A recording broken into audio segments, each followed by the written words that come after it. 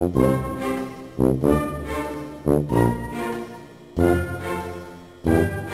everyone, Assalamu alaikum. This is Beenish Khan from Anita Nas Foundation और ये video है हमारी scratch curriculum series for beginners का part lesson number 7। अगर आप ख़ुद स्क्रैच सीखना चाहते हैं या दूसरों को सिखाना चाहते हैं, दैट मीन्स कि अगर आप टीचर हैं, पेरेंट्स हैं, स्टूडेंट्स हैं, छोटे बच्चे हैं, तो ये सीरीज़ आपके लिए यूज़फुल होगी। अगर आपने इसके पिछले लेसन्स नहीं देखे हैं तो आई इनकरेज कि आप लेसन नंबर 0 से स्टार्ट करें ताकि आप जो है तमाम कॉन्सेप्ट्स को सीखते हुए यहाँ तक आएँ। ऑलराइट, कोई क्वेश्चन हो तो आप कमेंट्स में मुझसे पूछ सकते हैं। I will be happy to answer. ठीक है, आज का लेसन हम स्टार्ट करते हैं। आज के लेसन में हम एक रोबोट की हेल्प करेंगे कि वो डिफरेंट कलर्स को आइडेंटिफाई करें। So we don't need the cat. इनको डिलीट करते हैं और एक नई स्प्राइट ऐड करते हैं।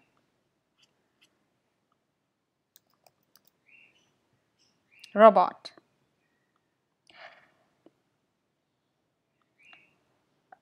ये एक रोबोट है और हमें ये चाहिए हमारे प्रोग्राम के लिए, लेकिन हमें ये जो स्मोक निकल रही है ये नहीं चाहिए। I want to delete it.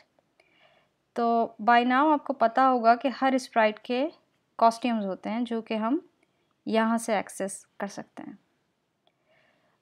हमें बाकी सारे कॉस्ट्यूम्स की तो ज़रूरत नहीं है, लेकिन सिर्फ पहले कॉस्ट्यूम में मैं जाऊँगी और स्मोक को डिलीट करने के लिए सबसे पहले मैं इस पर क्लिक करूँगी और फिर यहाँ आकर डिलीट कर दूँगी।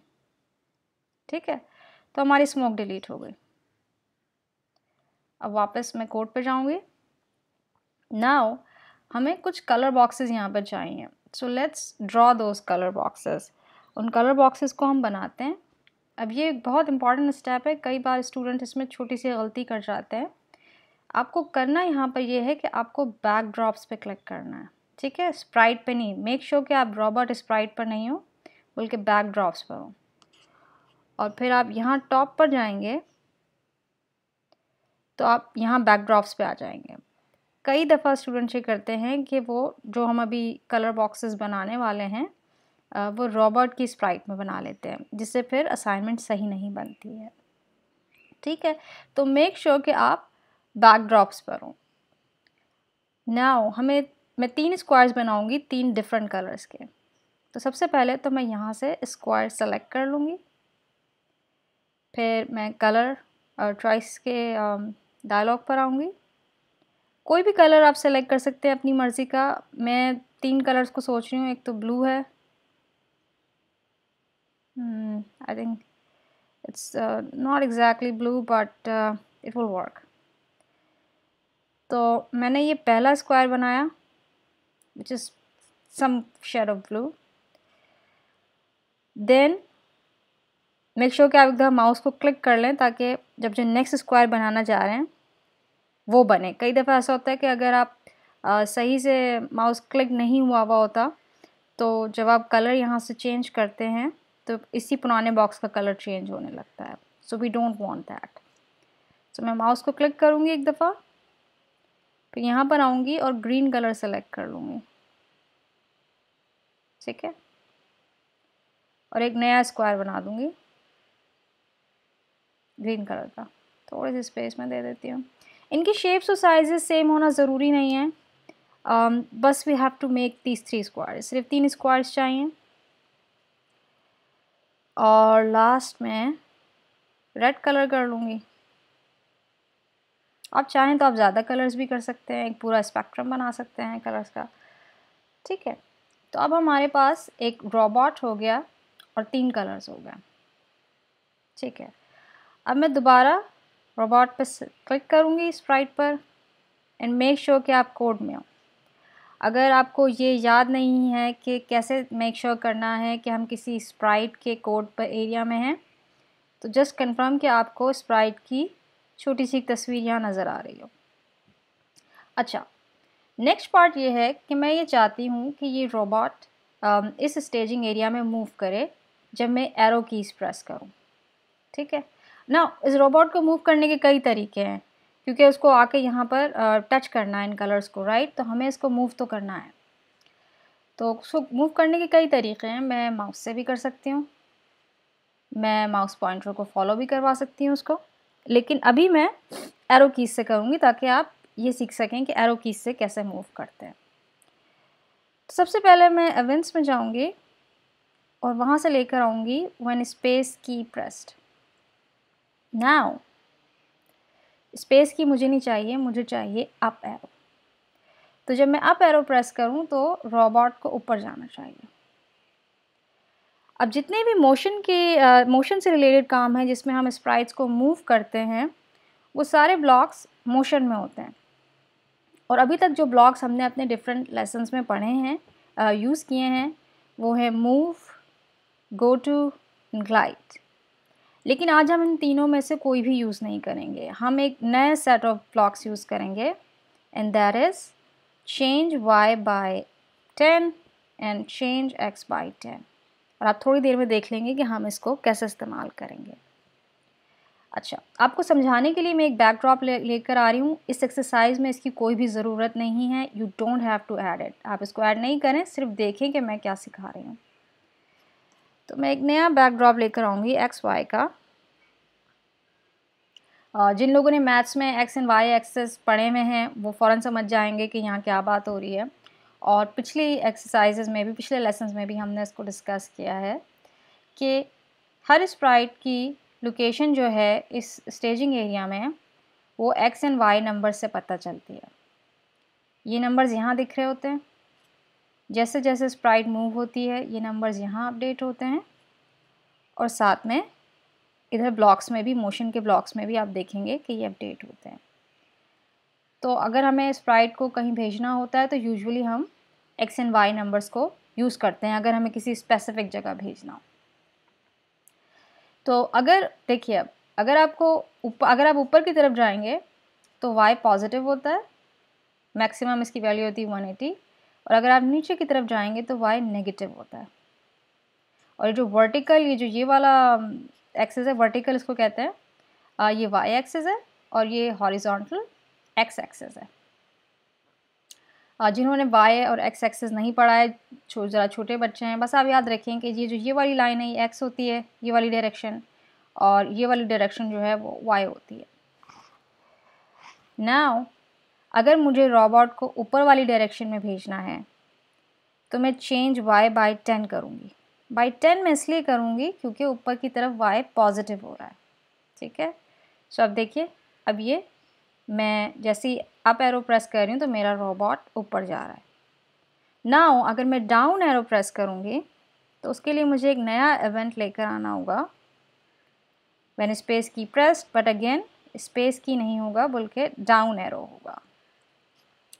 और मोशन में से मैं चेंज y बाय 10 लेकर अटैच करूँगी, लेकिन अगेन ये 10 नहीं होगा, ये -10 होगा क्योंकि नीचे की तरफ y माइनस हो जाता है। सो अब अगर मैं इसको ऐसे करूं तो ये डाउन एरो पे नीचे जा रहा है, अप एरो पे ऊपर जा रहा है। सिमिलरली अगर मुझे उसको लेफ़्ट एंड राइट पे मूव करना है, मैं दो इवेंट्स और लेकर आऊँगी, right arrow, left arrow. Right पर x पॉजिटिव है तो मैंने चेंज x बाय 10 कर दिया। लेफ़्ट पर x नेगेटिव है तो मैंने चेंज x बाय -10 कर दिया। सो अब मेरा रोबोट एरोस की से कंट्रोल हो सकता है। Alright, so as I said earlier, हमें पीछे वाला बैकड्रॉप नहीं चाहिए, तो मैं दोबारा हमारे ओरिजिनल बॉक्सेस वाले बैकड्रॉप पे चली जाऊँगी।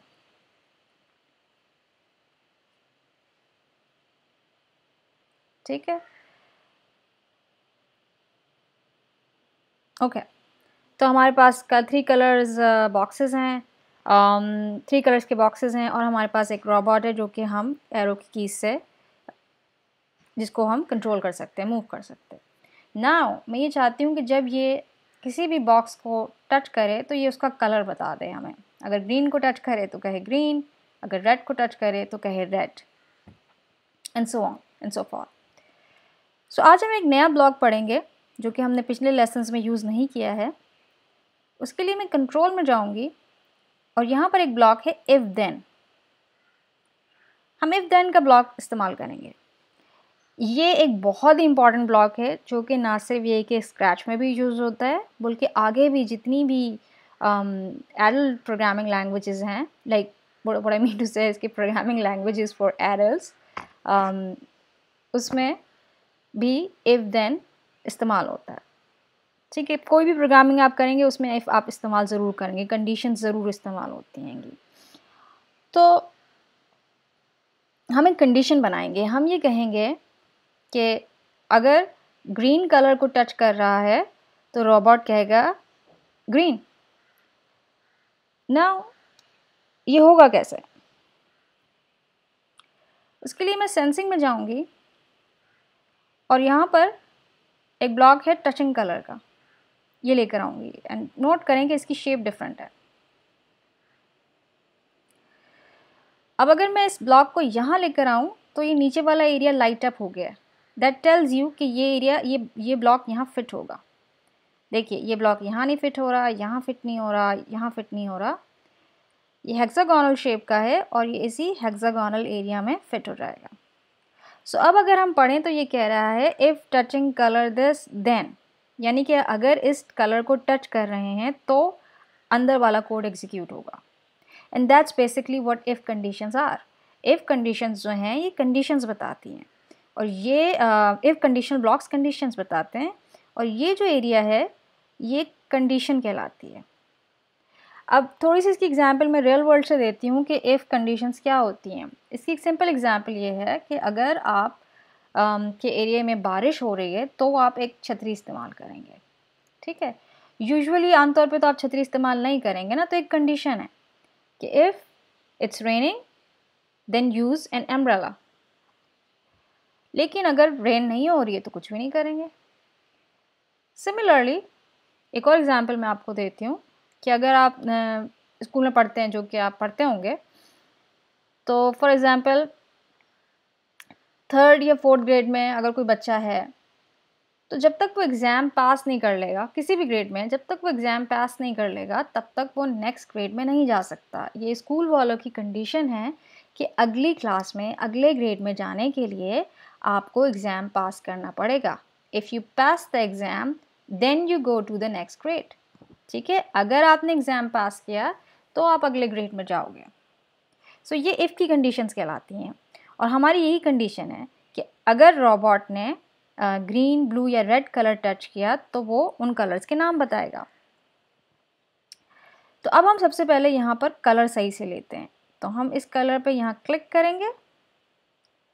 अच्छा, समटाइम्स प्रोग्रामर्स क्या करते हैं, स्क्रैच प्रोग्रामर्स के वो स्लाइडर्स को यूज़ करने की कोशिश करते हैं कि हम यहाँ से कलर मैच कर लें, but that's not a good practice, क्योंकि ज़रा सा भी कलर में डिफरेंट हुआ, थोड़ा सा भी, तो भी आपकी कंडीशन मीट नहीं होगी। ठीक है, सो उसके लिए सबसे बेस्ट तरीका ये है कि नीचे ये सेलेक्टर आपको नज़र आ रहा है, इस पर क्लिक करें और यहाँ जाएं और ये जो छोटा सा स्क्वायर आपको नज़र आ रहा है ना, बस ये आपको सेलेक्ट कर देगा। आप यहाँ आके क्लिक कर दें तो ये ऑटोमेटिकली बिल्कुल सही कलर पिक करेगा। Always do this. ठीक है, कभी भी खुद से कुछ नहीं सोचें। जब भी आप इफ़ की कंडीशंस में कलर्स की चेक्स डाल रहे हैं तो कभी भी खुद से नहीं डालें, हमेशा कलर को मैच करें। सो हमने कहा कि अगर if touching colour green then say colour name say कर देंगे ग्रीन, कुछ भी कह सकते हैं आप, मैं एक छोटा सा वर्ड डाल रही हूँ। सो फॉर एग्ज़ाम्पल अगर रोबोट जो है ग्रीन कलर टच कर रहा है तो उसने कहा ग्रीन। ठीक है, सो अब हमें सिंपली ये करना है कि इस कोड को हम जब भी अप, डाउन, राइट या लेफ़्ट एरो प्रेस हो तो हम इस कोड को एग्जीक्यूट करें। इसको करने के कई तरीके हैं। एक तरीका तो ये है कि मैं इस कोड ब्लॉक को सबके साथ अटैच कर दूँ, एक कॉपी यहाँ कर दूँ, एक कॉपी यहाँ, एक कॉपी यहाँ, एक कॉपी यहाँ। Just to give you an example, मैं ये भी कर सकती हूँ ना कि एक एक कॉपी पेस्ट करके करती चली जाऊँ और हर जगह होता चला जाएगा। जैसे लेफ़्ट राइट पे हो रहा है, ठीक है, ये होता चला जाएगा। लेकिन इसका मतलब ये कि मैं बहुत सारा कोड कॉपी पेस्ट कर रही हूँगी, and that's not a good practice, ठीक है। अगर सेम कोड बहुत सारा कॉपी पेस्ट हो रहा हो तो फिर उसमें अगर कोई भी चेंजेस करने हो तो फिर आपको हर जगह जहाँ जहाँ आपने कॉपी पेस्ट किया हर जगह आपको वो चेंजेस करने पड़ेंगे। सो इन शॉर्ट जस्ट नो कि copy pasting the code is not a good practice, ठीक है। सो इंस्टेड मैं ये करूँगी कि मैं इसको अलग ही रखूँगी, और हमने लेसन नंबर 6 में ब्रॉडकास्ट एंड रिसीव यूज़ किए थे, तो मैं वही इस्तेमाल करूँगी। वहाँ हमने इस तरीके से इस्तेमाल किए थे कि 2 स्प्राइट्स एक दूसरे को मैसेजिंग कर रही थी, और यहाँ हम इस तरह से करेंगे कि हम एक ही स्प्राइट के अंदर ब्रॉडकास्ट एंड रिसीव इस्तेमाल करेंगे। अगर आपने वो लेसन नहीं देखा है, आई विल एनकरेज कि आप वो लेसन देखें, और नीचे जो है मैं डिस्क्रिप्शन बॉक्स में एक छोटे से लेसन का लिंक भी दे दूँगी जिसमें हम सिर्फ और सिर्फ ब्रॉडकास्ट एंड रिसीव को डिस्कस कर रहे हैं।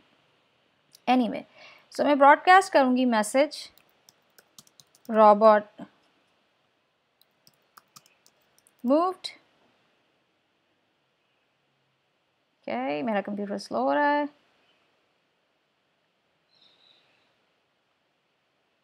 ऑलराइट, फॉर सम रीज़न वो हुआ नहीं, दोबारा ट्राई करते हैं। रॉबॉट मूव्ड, ओके, और फिर मैं इसको रिसीव कर लूँगी। When I receive robot moved. अब अगर मैं अप एरो करती हूँ तो देखें उसने बोला ग्रीन, क्योंकि मैसेज ब्रॉडकास्ट हुआ, रिसीव हुआ और उसने चेक कर लिया। यही ब्रॉडकास्ट मैसेज मैं हर की के इवेंट में दे दूँगी।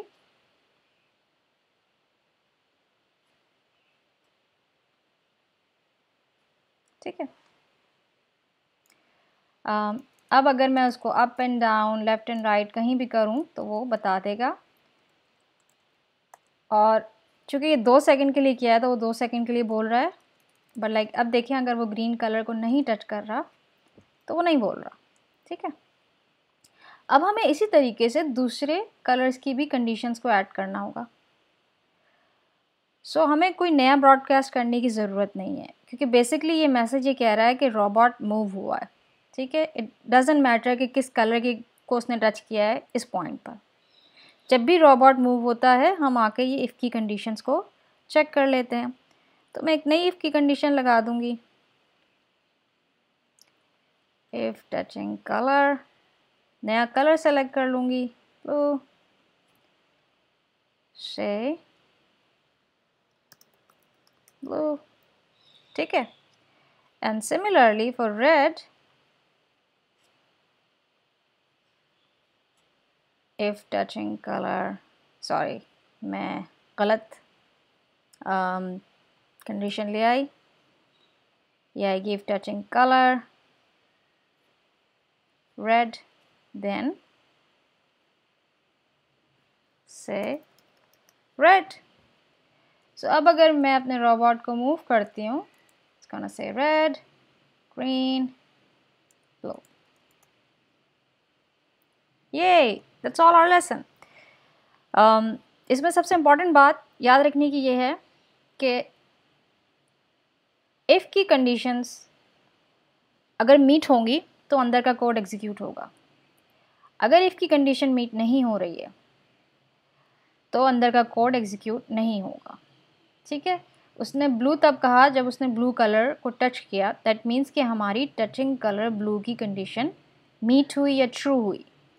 Same for green and same for red. अगर वो किसी भी कलर को टच नहीं कर रहा है तो वो नहीं बोलता कि मैं किसी कलर को टच कर रहा हूँ, या ऐसा नहीं है कि उसने रेड को टच किया तो उसने ग्रीन बोल दिया, ऐसा नहीं होगा। ठीक है, तो ये हमारी पहली कंडीशन से मैंने आपको इंट्रोड्यूस करवाया टचिंग कलर। लेकिन अगर आप सेंसिंग में जाएं तो यहाँ और भी कंडीशंस हैं। इसमें ये कंडीशन ये है कि एक कलर दूसरे कलर को टच कर रहा हो। फिर एक कंडीशन ये है टचिंग माउस पॉइंटर और एज, ये जो हमारी एज होती है स्टेज की। और इसके अलावा अगर आपके पास और स्प्राइट्स आप ऐड करेंगे तो यहाँ पर और स्प्राइट्स भी आ जाएंगी, if touching another Sprite.